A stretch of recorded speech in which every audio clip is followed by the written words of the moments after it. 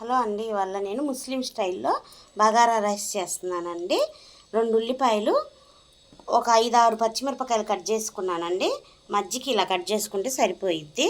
ఒక 3 టమాటాలు కట్ చేసుకున్నాను. ఒక కట్టలో సగం వంతు పుదీనా తీసుకున్నాను, సగం కొత్తిమీర తీసుకున్నానండి. 3 యాలకులు, చెక్క, లవంగాలండి.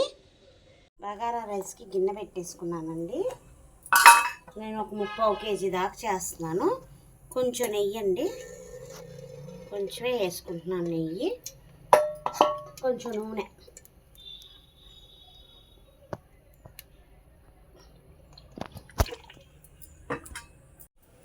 నూనె వేడైంది కదా, 3 యాలకులు, ఒక చెక్క,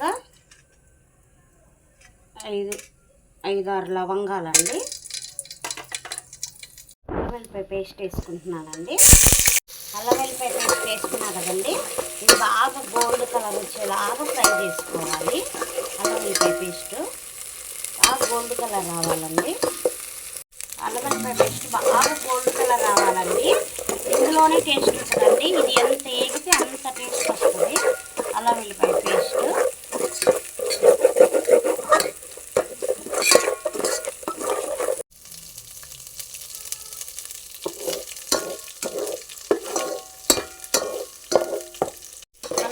పేస్ట్ అలా వేగింది కదండి, కొంచెం గోల్డ్ కలర్ లాగా. ఇప్పుడు ఉల్లిపాయలు వేసుకున్నాం. ఉల్లిపాయలు, పచ్చిమిరపకాయలు వేసేసుకుందామండి. ఇవి కూడా బాగా ఫ్రై అవ్వాలి.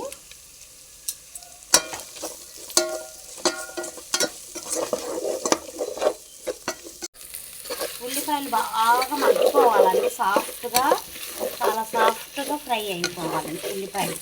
అల్లం వెల్లిపాయ పేస్టు, ఉల్లిపాయలు స్మెల్ ఎంత బాగా వస్తుందో అండి, అల్లం వెల్లిపాయ స్మెల్ కానీ ఇవి ఫ్రై అవుతుంటే. ఉల్లిపాయలు ఇలా సాఫ్ట్గా అయినాయి కదండి.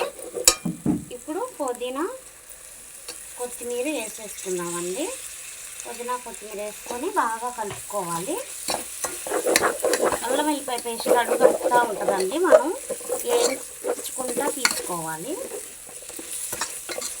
అసలు ఎంత ఫ్రై అయితే అంత టేస్ట్ వస్తుందండి బిర్యానీ మొత్తం.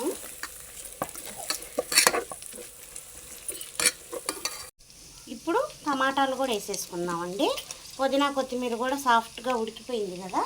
ఇప్పుడు పుదీనా, కొత్తిమీర కూడా వేసేసుకుందాం. టమాటా కూడా వేసుకున్నానండి. టమాటా కూడా పూర్తిగా మగ్గిపోవాలండి. ఓపికతో ఫ్రై చేసుకోవాలండి, చాలా టైం పట్టిద్ది. ఈ ఫ్రైలోనే ఉంటుంది, చాలా ఫ్రై అయితేనే ఇది టేస్ట్ వస్తుంది. చేస్తుంటేనే స్మెల్ అదిరిపోతుందండి.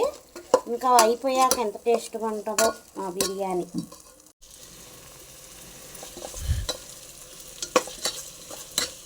టమాటాలు కూడా సాఫ్ట్గా మగ్గిపోయినాయి కదండి. ఇందాక అల్లం వెల్లిపాయ పేస్ట్ అంతా మాడిపోయినట్టు అనిపించింది కదండి, సాఫ్ట్గా అయిపోయింది చూసారా. టమాటాలు మగ్గిపోతే మటుకి అల్లం వెల్లిపాయ పేస్ట్ కూడా మనకి సాఫ్ట్గా వచ్చేసిద్దండి.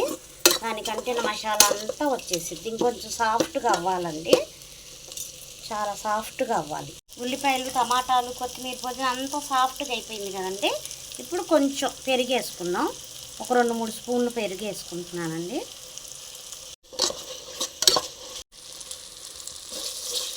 అన్నీ సాఫ్ట్గా ఉడికిపోయింది చూసారండి. చూసారా ఎంత సాఫ్ట్గా ఉడికిందో.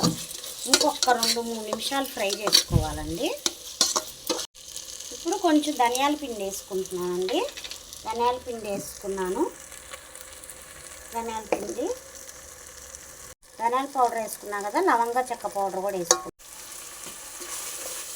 ఇప్పుడు ఇదంతా బాగా ఫ్రై అయిపోయింది కదండి. ఇప్పుడు వాటర్ పోసుకుందాం. నేను దగ్గర 3/4 కేజీ బియ్యం తీసుకున్నాను కదా. ఇప్పుడు దానికి సరిపడా వాటర్, ఒకదానికి 2 గ్లాసుల, 1 గ్లాస్ బియ్యానికి 2 గ్లాసులు వాటర్ పోసుకుంటానండి నేను. కొంచెం మెత్తగా, కొంచెం పలుగ్గా తినాలి అనుకుంటే మటుకి కొంచెం తక్కువ చేసుకోవచ్చు వాటర్.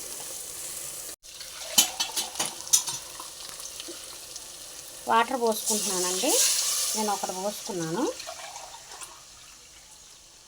2 వాటర్ పోసుకున్నానండి. ఇప్పుడు దీంట్లో కొంచెం సాల్ట్ వేసుకుందాం. ఇప్పుడు ఉప్పు వేసుకుంటున్నానండి. రాళ్ళు ఉప్పు వేసుకుంటేనే టేస్ట్గా ఉంటుందండి. ఇప్పుడు కలుపుకొని వాటర్ చూసుకుందాం ఉప్పు సరిపోయిందా లేదా అనేది. వాటర్ అప్పుడే అన్నం ఉడికిద్ది కదా, అప్పుడు సరిపోయిద్ది అన్నం సప్పతనం లేకుండా. నీళ్ళు మరిగినాయి కదా, బియ్యం కూడా వేసేసుకుంటున్నాం. బియ్యం వేసుకొని ఇంకా బాగా కలుపుకొని ఇంకా మూత పెట్టేసి ఒక్క 10 నిమిషాల పాటు వదిలేయాలండి. నీళ్ళన్నీ ఇంకిపోతాయి. అన్నం ఇలా ఉడుకుతుందండి. 10 నిమిషాలు అయింది కదా, ఇలా మధ్య మధ్యలో మూత తీసి కలుపుతూ ఉండాలండి. మరీ కలపకూడదు, బియ్యం చెదరకుండా చిన్నగా కలుపుకోవాలి. ఇలా ఉడుకుతుంది కదండి. ఇప్పుడు ఒక చిన్న సైజు నిమ్మకాయ రసం వేసుకున్నాం.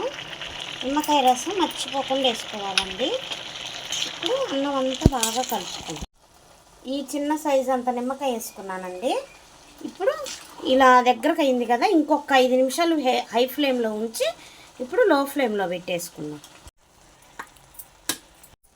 ఇప్పుడు ఫుడ్ కలర్ వేసుకుందామండి. అక్కడక్కడ వేసుకుందాం, అంతా కలుపుకూడదు. అక్కడక్కడ ఒక 5 చోట్ల వేసుకుంటున్నాను. అప్పుడు అక్కడక్కడ ఎల్లో కలర్ లాగా ఉంటుంది రైసు. మీకు ఫుడ్ కలర్ ఇష్టమైతే వేసుకోవచ్చు, లేకపోతే లేదు, దాన్ని తీసేయచ్చు, స్కిప్ చేయొచ్చు. మా బిర్యానీ రెడీ అయిపోయిందండి. చూసారా ఎంత కలర్ఫుల్గా ఉందో. ముస్లిం స్టైల్లో చేశానండి. నా వీడియో కనుక మీకు నచ్చితే లైక్ చేయండి, షేర్ చేయండి, సబ్స్క్రైబ్ చేయండి, సపోర్ట్ చేయండి.